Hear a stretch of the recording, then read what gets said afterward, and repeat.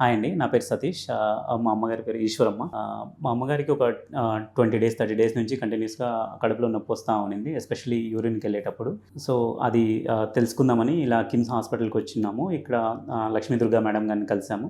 So, madam గారు అది చూసి ఇనిషియల్ అబ్జర్వేషన్ తర్వాత ఇలా సజెస్ట్ చేశారు. అంటే పర్టిక్యులర్ టెస్టులు సజెస్ట్ చేశారు.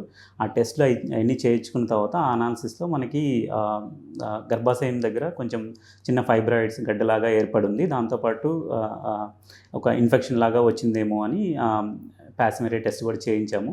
సో, చిన్న ఇన్ఫెక్షన్ ఉంది. ఆ తర్వాత మేడం గారు సజెస్ట్ చేశారు. ఇలా 2 ఆప్షన్స్ సజెస్ట్ చేశారు.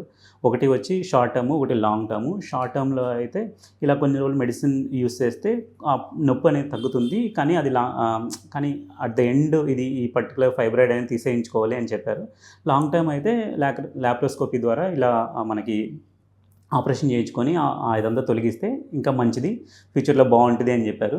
మేడం గారికి మా ఒపీనియన్ అయితే చెప్పాము. ఇలా లాంగ్ టర్మ్ సొల్యూషన్‌కే వెళ్దాము, ఇలా ఫైబ్రాయిడ్ ఇది అంతా తీసేపిద్దాము, కుదిరితే యూట్రస్ కూడా తీసేపిద్దాము అని చెప్పి మేడం గారు చెప్పిన ప్రకారం చెప్పిన డేట్ ప్రకారం వచ్చి అడ్మిట్ అయ్యాము.